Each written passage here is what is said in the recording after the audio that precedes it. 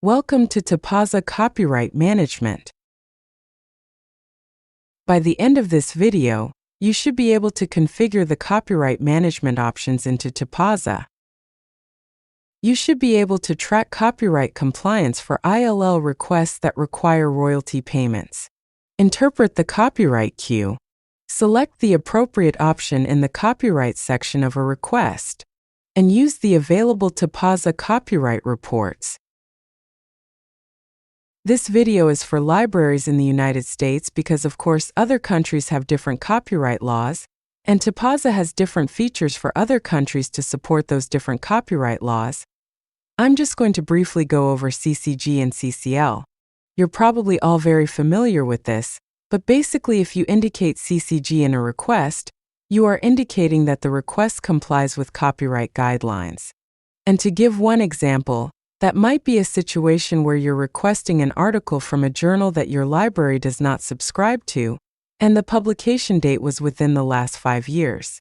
And the guidelines say that you should request only 5 copies per title per year. If you request more than that, then the guidelines suggest making a payment in some way through Copyright Clearance Center, for example, or by buying an article from the publisher, or from a vendor that provides that service, and includes the royalties that are due to the copyright owner that they charge for that service. And Tipasa can assist you in monitoring your compliance with those guidelines. If you indicate CCL, you're saying that the request complies with copyright law. And usually what that means is that you're requesting an article where the publication date is more than 5 years ago. Or it could be that your library subscribes to the journal, and it's just temporarily unavailable. It's at the bindery or something like that. Actually, some more nuances than that, but those are the basics. And there's no limit on the number of copies you can request under CCL. Tipasa has several copyright management features to assist you in complying with copyright laws and guidelines. One of them is that you can view copyright clearing in a separate queue if you want to. So if there are 1 or 2 people in your library that are responsible for monitoring copyright compliance, you can turn this option on, and that means that any requests that need a decision from you about copyright will be in a copyright queue as well as in your regular new for review queue. And for copy requests that have a publication date within the last 5 years, whether or not you choose to turn on that copyright clearing in a separate queue. If the publication date is within the last 5 years, Tipasa will match that request to previously borrowed titles and track the number of times that you've used that title this calendar year. And then you can mark the request as either CCG cleared for fair use, for example, if you've only used it 2 times so far this year. Or you can mark it as clear with fee payment required. And if you choose that option, Tipasa will look up the cost from the Copyright Clearance Center website and display that cost for you right in the request, and then you can decide how to proceed. If you do decide to proceed with the request, Tipasa will keep a running total of the copyright fees that you owe. Or you could choose other. And you might choose that option if you decide to buy the article from a publisher, or you decide to buy it from a vendor such as Get It Now service, a reprint desk, where they include in their fee not only the fee for their service, but also the royalties that are due to the copyright owner. And you can view and export that copyright information by title. You can edit copyright usage. So if you mark something as fee payment required, and it should have been fair use, or you mark something as CCL, and it should have been CCG, you can edit that information before you generate the reports. And you can view and export data about payable copyright fees. Tipasa does not provide a way to actually pay the copyright fees to Copyright Clearance Center, but it does generate reports that assist you in figuring out how much you might owe and making those payments. So, if you have not yet turned copyright management on, you will see 3 options in a request: CCG, CCL, or none.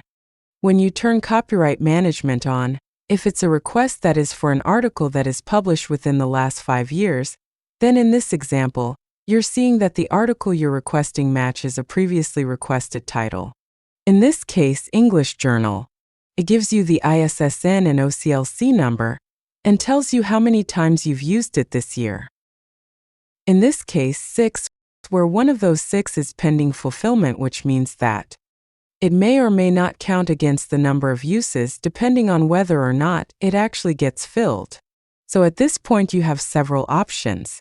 Probably in this situation you would click Clear with fee payment required.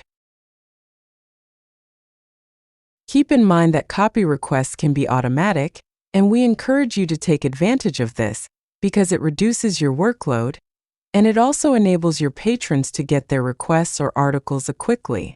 If you have automation configured to automatically send requests that meet criteria specified directly to lending libraries, and that request is filled by library that you've designated as a proven sender, in other words, a library that you trust to send the right article and good quality scans for all the pages, and they fill that request using Article Exchange, which almost all of them do, then as soon as the lending library clicks yes, the patron is notified, and they can access the article in their account.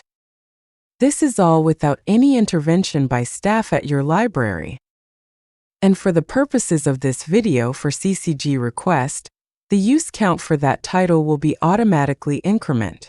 So it might require a decision if you don't have this automation set up. If you have automation set up, it will happen automatically.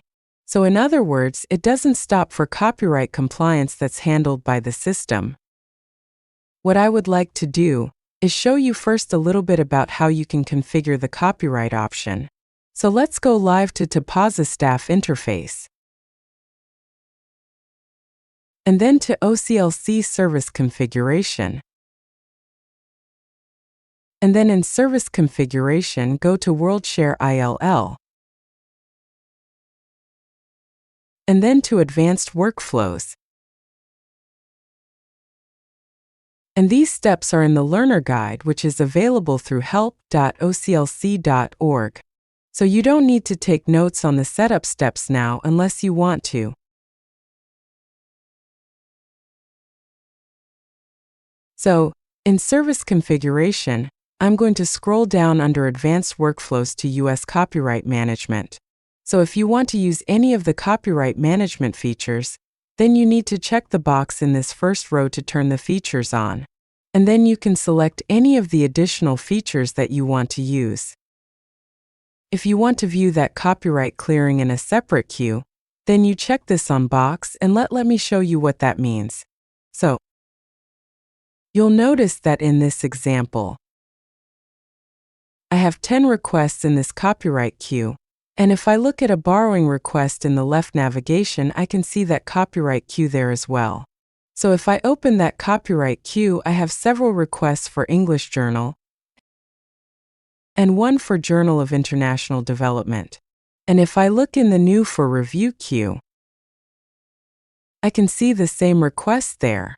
So there are more requests in the New for Review queue than there are in the copyright queue. This is because some of these are loan requests. Some of them don't require a decision because they're older than 5 years. But what the copyright clearing in a separate queue does, it allows you to put the requests that your copyright person needs to look at in a queue that they can manage their work that way. So going back to service configuration, another option is the number of years required for copyright, and the choices are 5 or 6 calendar years. And the reason is that different libraries interpret those guidelines differently. Some people interpret those guidelines to mean 5 calendar years is 60 months, and others interpret that to mean the current calendar year, whatever month it is during the current year, plus the 5 full calendar years before that. So you would choose whichever of those options matches your institution's interpretation of the copyright guidelines. And I was talking a minute ago about copyright copy requests can be automatic. And if you want that to be automatic, you would also want to choose this third option, Clear Patron-Initiated Requests for Copyright Automatically, if they match titles used less than 5 times. Then of course, if you do make any changes to the screen, you need to go down to the bottom and click Save. there are a couple of other options that are kind of related to copyright. And one of them is article exchange settings. So, for libraries in the United States, we kind of expect that most libraries are just going to accept the defaults for articles exchange. And the defaults are: patrons can view an article 5 times once it's available, and they can view it for 30 days after it's first viewed. And if they don't access it within 30 days, it will be deleted. So of course, once a patron accesses an article, they can download it or print it or whatever they want to do with it. But the defaults are as listed here. And these options are primarily intended for libraries outside the United States. However, they are available to libraries in the United States if you don't want to make any changes. The second option under Copyright Compliance Declaration is also again intended primarily for libraries inside the United States. In some countries, the copyright laws say something like, you must display a notice to the patron, and they must check a box to indicate that they agree to abide by the statement. That's not necessarily a requirement in the United States. However, if you want to do this, you can check this box to enable copyright compliance to display prior to accessing a copy document. And then you can type or paste in whatever text you want in this box. And in this example, I just typed in a pretty standard notice for the copyright law. And the next slide shows how that would look like to the patron when the patron tries to access the article. They would see this copyright compliance statement, and they would need to check this box and click Proceed in order to view their article. So again, most libraries in the United States probably will not use that option, but it is available if you do want to use it. Remember, you can access the support portal at help.oclc.org, then resource sharing and Tipasa. Now let's continue. And what I would like to do next is show you the day-to-day workflow for copyright in Tipasa. And first I'll use some slides to do that, and then I'll follow up by going into the live system just to be sure that I'm showing you all the features. So as I mentioned, if you turn on the copyright clearing in a separate queue, a request that require your decision will be in the copyright queue as well as in your regular new for review queue. And you can access the copyright queue either from the left navigation or from the quick links in the middle section. When you open that copyright queue, you will see something like this. And the table has several columns such as Request ID, a title of the journal, patron, date requested, and need before day. And the Use column gives you some useful information. The first column in this first row, for this example, tells you that you've requested this title 3 times this calendar year. Of those 3, 2 of them have been filled, and 1 is still pending. So it may or may not count against your rule of 5. So that 1 of 3 pending does not include the current request. So it doesn't include performance improvement quarterly for 169177164. It's a different request for this journal that again may or may not get filled. It's actually fairly common to see a question mark in the Use column, and there could be a couple of reasons for that. One reason is that there's no ISSN or OCLC number in the request, so Tipasa can't determine whether there's a match. Another could be that your library has never used that title before, not even in a previous year, and so there's nothing to match against in your library's copyright table. So how does Tipasa do that matching?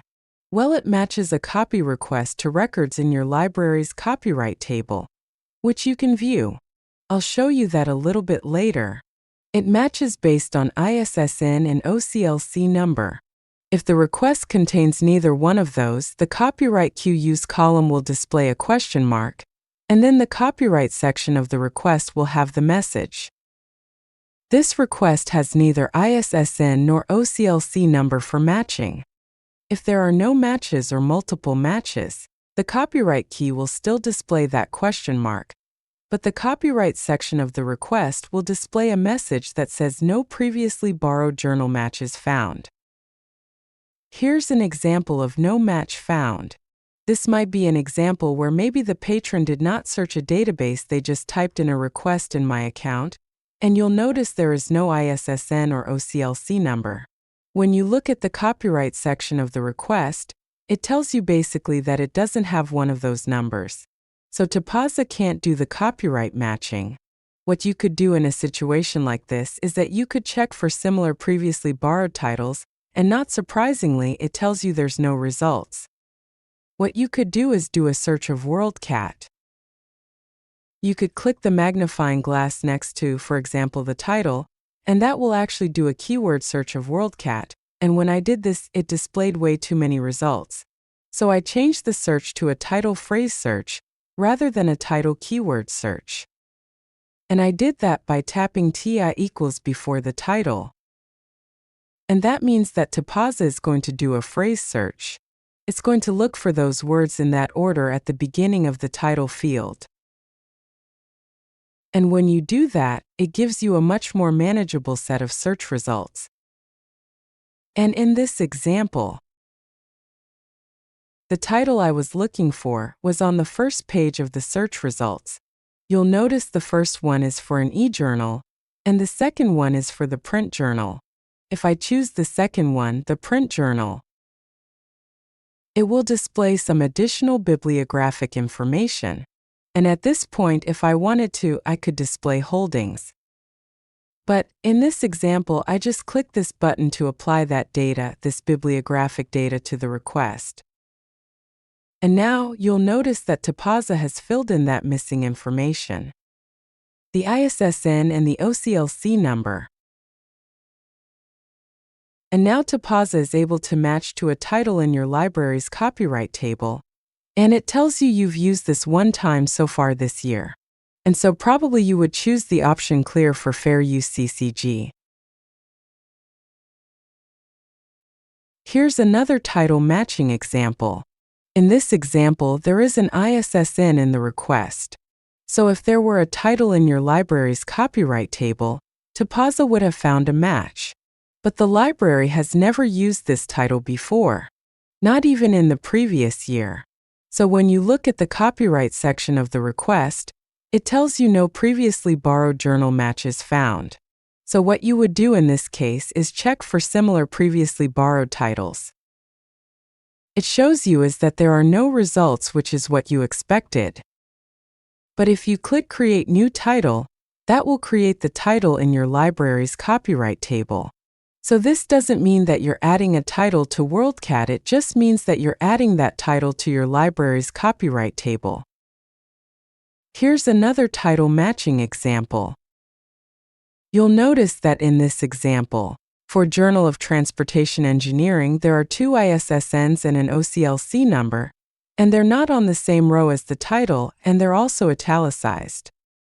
And probably what happened in this case is that the request is for a different format than you've used previously.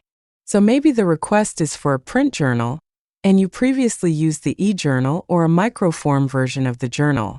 But for copyright purposes, you would still want to consider that a match, even though it's a different bibliographic record in WorldCat. So you would click Select as Match. And you even don't usually have to do this, but I want to show you this just to show you what you might encounter and what you could do. You may have noticed in some of our examples that some of the use counts are in an orange background, and that just happens when the title's use count is 5 or more, just to alert either the fact that you may need to do something different other than CCG. You can also use that other option, and you'll notice that there is a note field there. And you can write a note there if you purchased it from a publisher or a vendor, for example, and that note stays with the request through the life of the request. Requests for articles that were published more than 5 years ago will not be in your copyright queue because they don't require a decision from you. But if you do look at them in their new for review queue, you will see a message saying titles published more than 5 years ago did not require copyright clearance. Copyright counts get updated automatically as you process more requests. They're updated automatically, both the copyright queue and an individual request. So what I would like to do before we look at the copyright reports is demonstrate some of these features for you in a live system, and you will have the opportunity to work on a simulation and a quiz to practice using some of the features that we talk about. So let's return to the browser and open the copyright queue.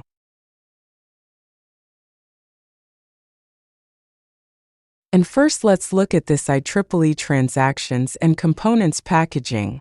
And you'll notice that it says, 1 and 1 of 1 is pending, so that request may or may not get filled.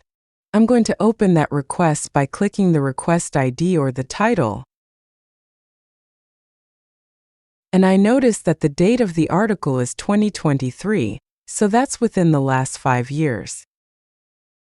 And the copyright section tells me that previously requested title is matched.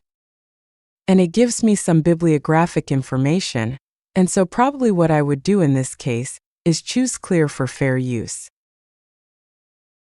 And assuming that I've used automation to apply constant data and build a lender string, which I have not done in this case, I'll just type in the symbol of another training library. I'll click Save, and then I'll go ahead and send this request. So these steps are fairly straightforward. Let's look at another example. So let's look at this one, Journal of International Development. And notice that it says 00 of 0 pending. So, why is it in your copyright queue? Well, let's look at the request. So this was published within the last 5 years. And it says previously requested title match, but I haven't used it. What's that all about? Well, if I look at the reports, this is kind of a preview of what we're going to be looking at a little bit later in video. I look at the copyright titles report, so the title is Journal of International Development. And it doesn't appear in the list for this year. But the default is for this copyright titles report to display the current year. But you can actually go back to any year since your library started using Tipasa. So let's see if we used it in 2024. There it is. So we used it then, so it's already in our library's copyright table.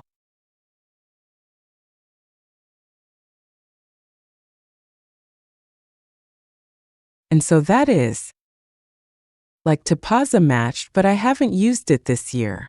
So again, I would choose Clear for fair use. Build my lender string. Apply constant data. I'll go ahead and click Save.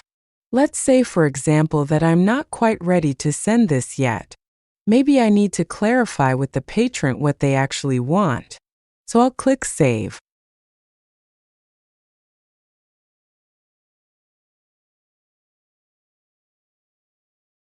And notice that title is no longer in the copyright queue, but if I look at my new for review queue, that request is still there because I haven't sent it yet. And the reason it no longer appears in the copyright queue is that I've already made a copyright decision. So there's no reason for it to appear in the copyright queue any longer. Let's look at a few more examples. Let's go back to the copyright queue. And let's look at one of these for English Journal. Let's look at this one. So what the copyright section tells me is that I've used this 5 times so far this year. 0 of 5 is pending fulfillment. So all 5 of those requests have been supplied by lending libraries. So probably what I would do in this case is choose Clear with fee payment required. And when I do that, notice that Tipasa automatically looks up the cost from the Copyright Clearance Center website and displays it in the request. So this would cost $3.85. I guess you call it a bug. It says no best match found in the CCC results. Well, there actually was a match. What I need to do is just select this box for English Journal. And then Tipasa automatically applies this fee of $3.85. So if I decide to proceed with this request, what I would do is and apply my constant data and build a lender string, save, and then send the request. And notice that the copyright table now tells me total pledge copyright fees $3.85. And that's because this is actually the first such request I made this year that incurs the copyright fee. So, Tipasa will keep a running total of the copyright fees that I owe. And at any time I want to see what those fees might be, or go ahead and process payments to Copyright Clearance Center, I can look at those copyright reports. So let's look at a few more examples.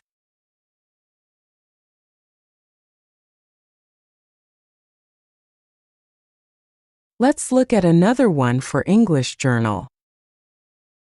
One thing that you will want to do when you are looking at these requests that are CCG or CCL that are clear with fee payment required is to check that the number of pages, and actually this usually doesn't happen. It says the following fields contain invalid data. And notice that the page numbers that the patron typed into the request are wrong, 56 through 52, and probably what they meant to type was 52 through 56. So when the request initially came into your copyright queue, Tipasa was not able to calculate the number of pages. It almost does it, but what I will do is update the number pages.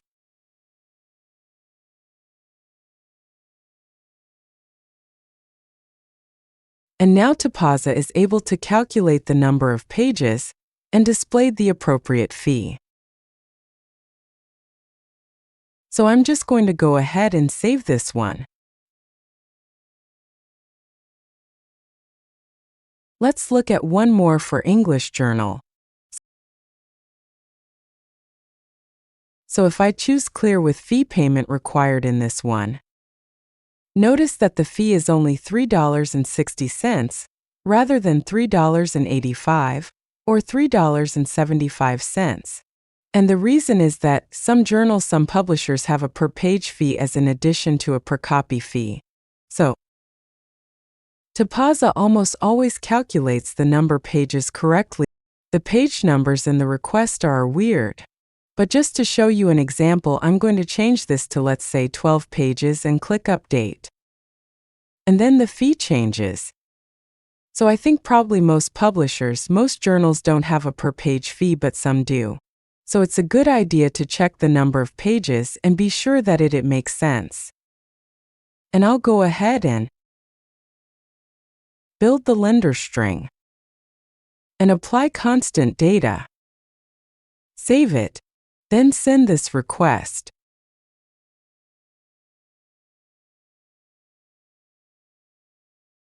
And let's look at one more for English Journal. Let's look at this one. Notice that the count has now increased to a 3 of 8 pending. Those are the 3 requests that I just sent. So again, for this example, probably all you need to do is just click Clear with payment, Clear with fee payment required. And you're done. But if you are curious, you can check for similar previously borrowed titles. And this is an example of what I showed you earlier, where this match against a different format. So this ISSN and OCLC number are for the print journal, and there are some other ISSNs and OCLC numbers for other formats such as e-journals or microform. So for copyright purposes, we would still consider this a match. And you probably won't need to do this, but you can if you want to confirm that it's an appropriate match. So I clear with payment fee. Select the journal. Apply constant data and send the request. And let's look at one more example in the copyright table. The copyright queue. Notice that this request for Arctic has a question mark in the use column.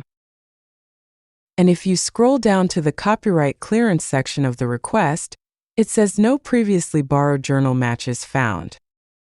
And that's probably because we have never used this title before. So to add this title to my library's copyright table, I'll click Check for similar previously borrowed titles. And just as I expected, it says, there's no results noted to display. So I'll click Create New Title. That title is now in my library's copyright table, and I haven't used it. So I'll click Clear for fair use. I build the lender string, apply constant data, and send the request. So I also want to look at a few copy requests that are actually in the new for review queue. So let's look at this one for IEEE transactions on components. So this is a copy request. Notice that the issue dated article is more than 5 years ago, and titles published more than 5 years ago do not require copyright clearance. This will show up in reports if I proceed with the request as a CCL request. There's no reason for this to be in the copyright queue because it doesn't require any copyright decision. I apply constant data, build my lender string. And if this had been already done with automation, I wouldn't need to do those steps. An automation could even send it on to lending libraries that meet the criteria I specify based on my custom holdings groups. So I'll send that request as well. And let's look at this request for American Journal of Economics and Sociology. So you'll notice that there is very little bibliographic information in the request. There is the title of the journal, and there's information about the article, but this request has neither ISSN or OCLC number for copy or matching. So I'm going to click this magnifying glass next to the title. And the title I'm interested in is on the first page of results. And depending on whether I want to use the print journal or the e-journal, I can choose either one of these options. So I'm going to choose the print journal. And at this point, I could build a lender string by going to Holdings. I could display holdings in my state or my region or all holdings. But for this example, I'll just apply data to the request. I could also, of course, use my custom holdings path. And now that Tipasa has supplied the additional bibliographic information, including the ISSN and OCLC number, now it's able to tell me that a previously requested title is matched, so I've used it 0 times this year, but I used it in a previous year. So again, what I would do is clear for fair use. Build my lender string. Apply constant data. Save it. And send the request. We already looked at some copyright reports, but let's look at them in detail. First, copyright titles. By default, Tipasa displays the current year. Notice that there are now more requests in this report than there were when we started this video. It's based on the requests that we just processed. But as I mentioned, you can go back to any year since your library started using Tipasa. Now by default, it shows all requests that have marked CCG with fee payment required or other, and includes both filled and unfilled requests. You can also display titles with more than 5 usages. So when we choose that option, we have just one title. Just titles is more than 5 of fair usages. So there's no data to display. So we didn't make any mistakes probably. Or we can show just titles with well-pay usages. So far this year we only have one. We might have more in previous years. or not. So we do have one in 2022 as well. Note also that you can export from the screen if you want to. So you just click this export button, and it will export the data on the screen as a CSV file, which you can then, of course, manipulate in Excel. Another report is copyright fees payable. So this only shows copyright fees that are payable. And I think I actually have a slide that shows this as well. Now this shows a better example of the copyright fees payable. This report only shows field requests that you've marked the CCG with fee payment required, which you've not yet added to a payment batch. And what adding to a payment batch does is that it creates another report. Let's go ahead and display all titles again. So, let's say that for this one, I want to change that copyright usage information. Or I just want to view which requests to comprise those 9 requests. That's accounting for the 1505.io. I can click that View button. Edit copyright usage information. So, for example, let's say that turned out the fee for this was really $4.85. I can edit any of the information on the screen.